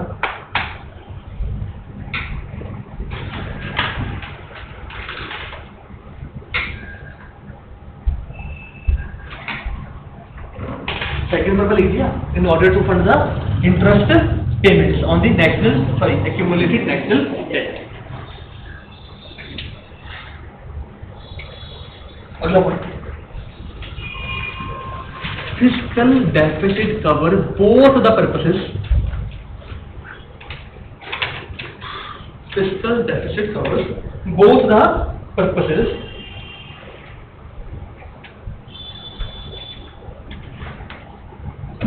तुम्हारी बुद्धा दर वाली तो अच्छा ही पढ़ाती है, बार बार क्या अच्छा से पढ़ना। कौन कौन से? वो सारे के सारे इकट्ठे हैं। वो डिमांड एग्रीगेट डिमांड पर बेस्ड है, डिफ्लेक्शनरी गैप, इन्फ्लेशनरी गैप, वो सब चीजें हैं। पेपर में भी आए थे 50 नंबर क्वेश्चन, आपको भी आए थे। मुझे भी नहीं आता था कुछ नहीं आता। तो अच्छी बात है, हम आराम से खाएंगे। देखो अगर किसी कागज में कुछ गंदा मंदा लिखा तो पहले मिटाना पड़ता है ना, फिर लिखना पड़ता है। अच्छी बात है, कोरे कागज बने रहो। यूनिट टेस्ट है। तुम्हें स्कूल में कुछ तो आता होगा, उससे कराती होगी। एक पता भी नहीं है क्या वो तीसरा ये दूसरा भी करवाया। बेटा अब ऐसा है, हमें वो चैप्टर करने में पूरा 1 महीना चाहिए। उस चैप्टर, उन 3 चैप्टर को करने के लिए हमें महीना चाहिए।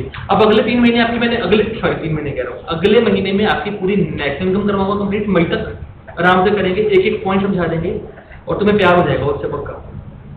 तो मैंने मेरे को तुम्हें दिखेगा, तुम खुद पकड़ोगे कि हाँ मैं सॉल्व करके देखता हूँ, मैं सॉल्व करके, भागोगे नहीं होते, खुद पकड़ोगे चैलेंज। और उससे अगला जून का महीना हमारा उसके लिए है। उसके बाद 15 दिन करवाएंगे मनी एंड बैंकिंग, बस 15 जुलाई तक आपका सिलेबस मैक्रो खत्म हो जाएगा। श्योर है? हाँ, पर वो मुझे आएगा नहीं। अरे नहीं, यूट्यूब से पढ़ेंगे और ऑप्शन ही नहीं है। मैं चीटिंग करके भी तो नीता मैम ही है। हाँ, वो बुक वाला है। फिर भी डाउट सुलझा देना कभी। नो डाउट, हम आपको डाउट क्लियर करेंगे। पंद्रह के टॉर ना दे। वंदना हमारी ऐसी ही है। चलो समझ में आया कि नहीं आया? मैं वहाँ पे था वैसे, फिजिकल डेफिसिट दोनों आते हैं, ये बताया था मैंने। अगर एक प्राइमरी डेफिसिट, हाँ primary deficit means the funding of the government, क्या यार वही लग रही मुझे थोड़ा सा,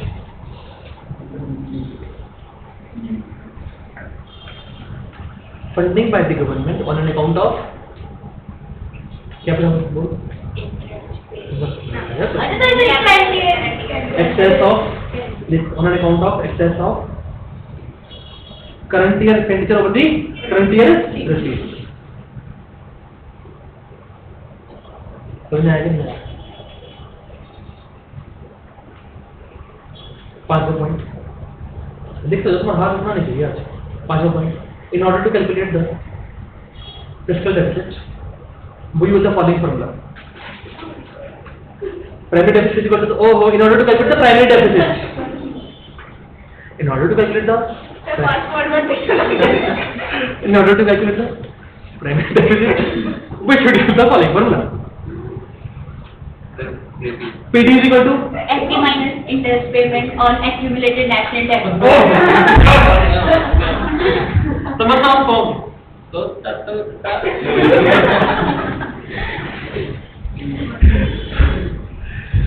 समझिए कि नहीं समझी क्या? ओ भाइयों बहनों, समझ आ रहा ना? हाँ जी दिव्या रानी, बड़ी सियानी, शालिनी कुमारी, यस सर, माटर जी, हाँ जी चले आगे बेटा। भाइयों बहनों, पसंद नहीं है क्या? राहुल गांधी पसंद है ना, मुझे कोई नहीं ये हमारे क्लास के तंबू डॉन हमारे क्लास के तंबू डॉन एक सिंगल तो में शक्ल का बुम बुम है, मैं सीधे उसमें संजू होता था लड़का जो नारों को निकल के आ जाता था बाहर। देखा कि नहीं देखा? मुझे पे एक लड़की होती थी, बड़ी ऐसे होती थी। अरे हॉटस्टार है तुम्हारे पास? हॉटस्टार की क्या चलो सीरियल देखते हो? अब मैंने पढ़ लिया। देखा मेरे को नीचे आ रहा होता है ट्रेंडिंग में ना, वो आ रहा होता है। मजा आ गया सर। बजाते रहो। हाँ कहाँ था मैं? लिखिएगा। शक्ल तो बुम बुम। अब काम करो चलो।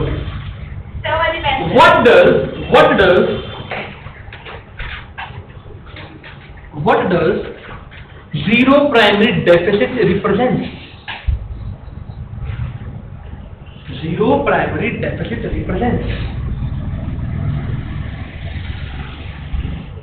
देखो तुम इसको ऐसे भी सोच सकते हो, एक तो तरीका ये वाला तुमको मैंने सिखा दिया, एक तरीका ऐसे भी हो सकता है एफडी का मतलब क्या होता है, सॉरी पीडी का मतलब क्या होता है, FD minus IP, yes or no. तो अगर पीडी 0 है तो आपका FD is equal to IP हो गया।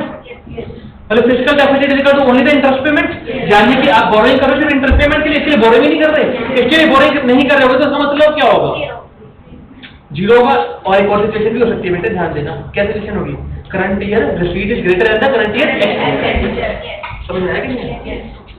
पूरा आंसर लिखते हैं हम लोग, समझ में आया कि नहीं?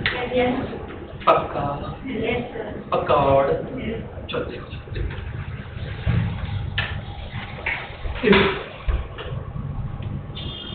Primary deficit is 0, that it simply means that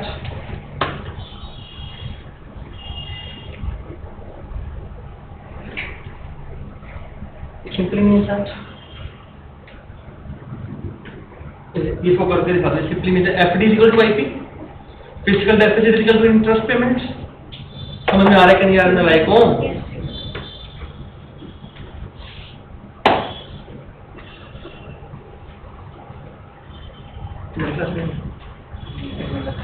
second level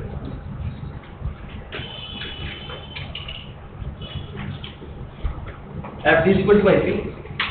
इसका मतलब क्या हुआ, that means country is borrowing only for the interest payment। लिखो, that means country is borrowing only for the interest payments। इसका चैप्टर का आखिरी वाला part पढ़ा था, वैसे तो चटपटा है, बाकी तो बड़ा बोरिंग और पकाऊ पार्ट है, और यकीन मानिएगा अगले 2 महीने आपके बड़े सुंदर महीने होने वाले हैं इकोनॉमिक्स की टर्म में। राशि वाले नहीं बोलते country borrowing from the country's borrowings are only due to interest payments। दुकान में बैठा बैठा पड़ जाएगा, ठीक है।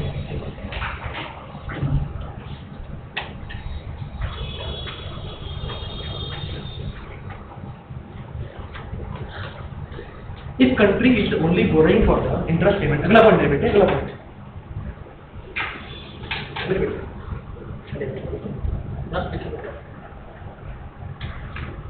if country is only borrowing for the interest payment, then it signifies that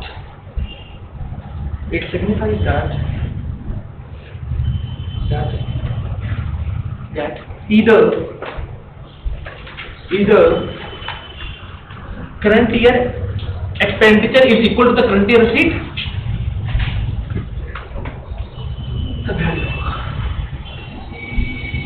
or current year receipt is greater than the current year expenditure।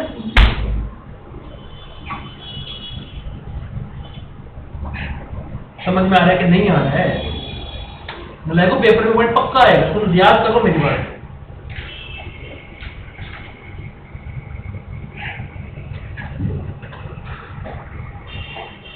समझ में आया कि नहीं?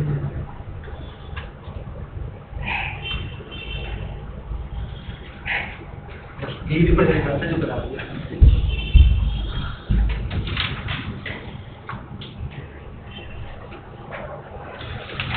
Difference between fiscal deficit and primary deficit घर से करके ये please attempt yourself. Rishi question लिख कर जगह छोड़िए, आगे चलते हैं। हम कल क्लास में डिस्कस करेंगे, ठीक है ना? प्लीज एक बार खुद सोचना क्या क्या डिफरेंसेस कैसे कैसे लिखे रहती हैं। समझ तो आ गया ना डिफरेंस लाइक को? इतनी घंटा हो गई फिर मत्था मार रहे हैं, खुद लिखने वाले बन जाओ। कल मैं एक्सप्लेन करूंगा जरूर क्लास में, लेकिन डोंट वरी, क्लास में जरूर बताऊंगा एक बार कैसे करना है। आगे मूव करें।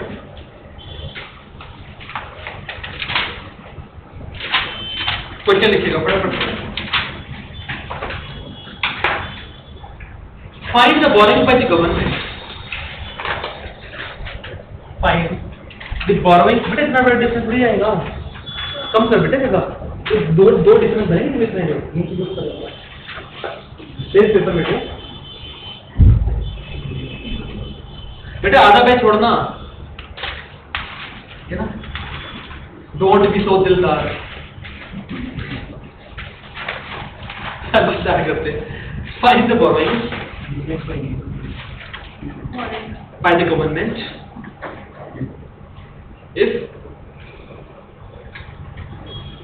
Payment of the interest is estimated to be 15,000 crore.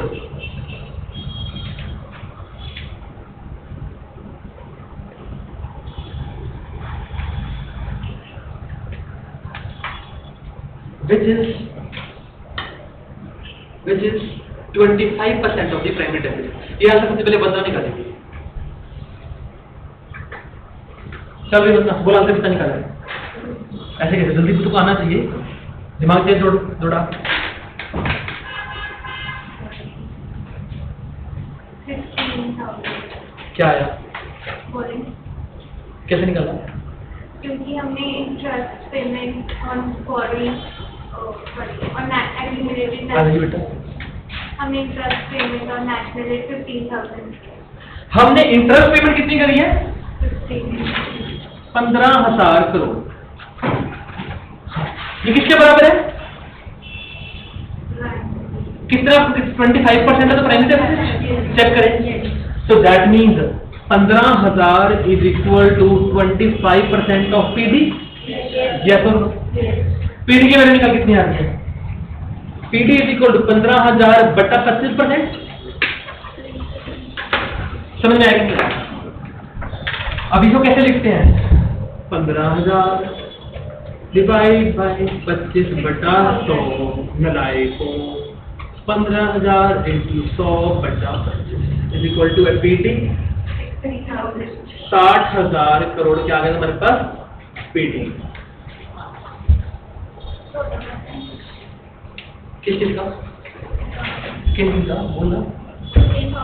45,000 borrowing. हाँ नहीं गलत बोल रहा है। नहीं बोली टिक्का लगाओ बेटे काला। हाँ बोल, तुम सही बोल रही थी, बोल ना। 60,000 का हाँ और क्या बन जाएगा वो फिर? वो बन जाएगा टोटल टू बोरोइंग। क्या बोलते हैं उसको? फिर नहीं देखो जो primary deficit is equal to fiscal deficit minus interest payment. नहीं बेटे उल्टा बोल रही है। प्राइमरी हाँ fiscal deficit minus interest payment. हाँ ठीक है तेरे कहने ले यही ठीक है, यही कह रही है। तो प्राइमरी डेफिसिट कितना? 60,000। एफडी कितना निकालना है? माइनस कितने इंटरेस्ट पेमेंट? 15,000। बेटे माइनस का प्लस ही करेगी।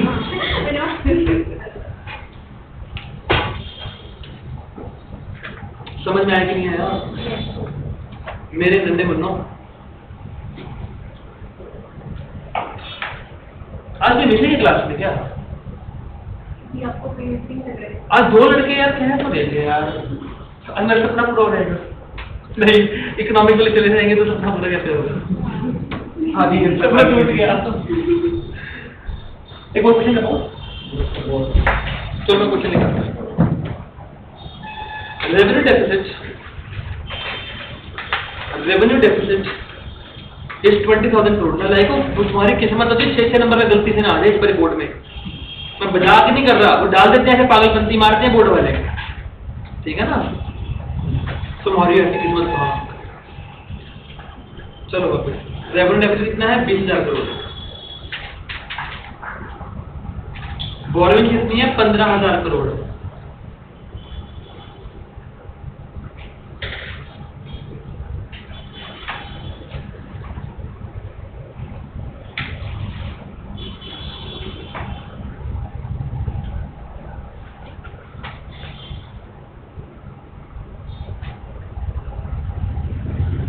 If expenditure on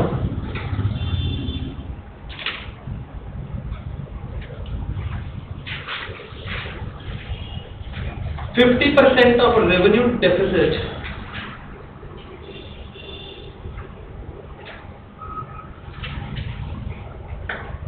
then find the fiscal deficit and the primary deficit। Yes, यही हुआ क्या की बोल रहे हैं जितना एक्सपेंडिचर किस चीज का दे रखे हैं? एक्सपेंडिचर और इंटरेस्ट पेमेंट आईपी दे रखा है इंटरनेट प्रोटोकॉल। प्राइमरी डेफिसिट देखो फटाफट से रेवेन्यू डेफिसिट कितना बोल रहे हैं? 50% बोल रहे हैं। कितना रेवेन्यू डेफिसिट? 20,000। 20,000 का 50 का 10,000। इंटरेस्ट पेमेंट 10,000 की है। एफडी कितना है तेरे पास? 15। 5,000 आ गया आंसर। क्या था इसके अंदर? So simple. समझ आया कि नहीं आया? पक्का?